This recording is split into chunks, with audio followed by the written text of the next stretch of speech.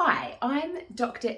Joan Nelson, and today I want to talk a little bit about a friend I spoke to recently who had a job interview. And I say recently, it's the year 2021. So this friend of mine, she went for a job interview and the hiring manager asked her the question, what are you going to do with your kids over the school holidays? Or, if you got the job, how would you manage your kids if they were sick? And my friend, she told me about this, and I remember thinking, I cannot believe that has been asked in 2021. Firstly, I'm pretty sure that's not actually in line with employment law or what's even allowed, but let's just park that for a moment. What we really need to do is start reframing this. So it's not about asking the working parent, hey, how are you going to juggle everything? And how are you going to make sure that, basically you pretend the kids don't exist and we'll just get everything we possibly can out of you at work.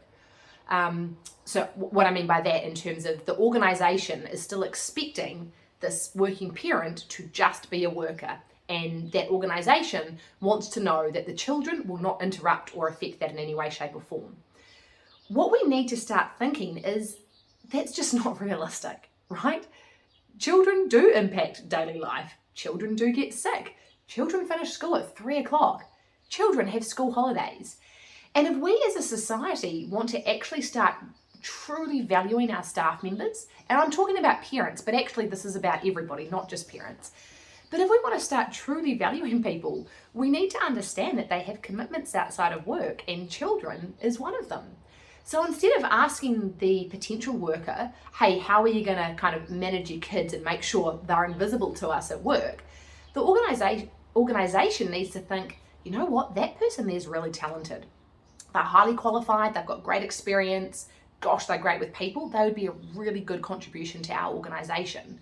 So the hiring manager instead should then think, okay, well, what can we as the organisation do to make sure we accommodate the work requirements for that person who has children? So think about, okay, well, that person's got to do school pickups, right? So how can we restructure our work and restructure what we need to be done so that it can be achieved within school hours? And in that way, that staff member can go and deal with that. How do we look at, okay, that person might have a sick kid every now and again, and therefore that person's going to need to attend to those sick children. How can we as an organisation make sure that we've got things in place to kind of demitigate any risk around that? So, and if organisations do that, they will absolutely reap the rewards. So I'm not saying that, parents have got it so tough, so organisations, you should go out of your way and, at the expense of your own interest, do all this and it's really, really hard. No, this is about what's commercially smart. So right now, the world is facing what they're calling, I think it's Anthony Klotz has coined the term, the Great Resignation. So organisations are really struggling to find the best talent. So if the organisations start doing things to actually make it better for working parents, the organisations will have a commercial gain from doing this, because it means they will then have a competitive advantage and be able to attract and retain the best talent. Further, if you then get that great talent into your organisation, and by making sure that they can meet the needs of their children while also contributing to their workplace, that takes so much stress off them. And there's a whole lot of research that absolutely proves that if staff are stressed, that's not good for the organisation. So if the organisation can do things to take away some of that stress from working parents, the organisation's going to really benefit. So kind of where I come from is that, the bit that I'm really interested in is making things better for working parents.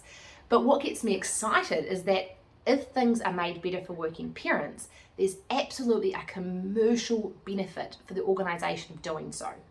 So back to my friend who had the job interview, instead of asking a new staff member, hey, if you came and worked for us, how would you make sure that you could, take care of your kids when they were sick and make sure that you sort out the school holidays without impacting us at all? Flip that around, organisation, and say, you know what, that person's really talented. I'd love to have them working for us because I think they would add a lot of value.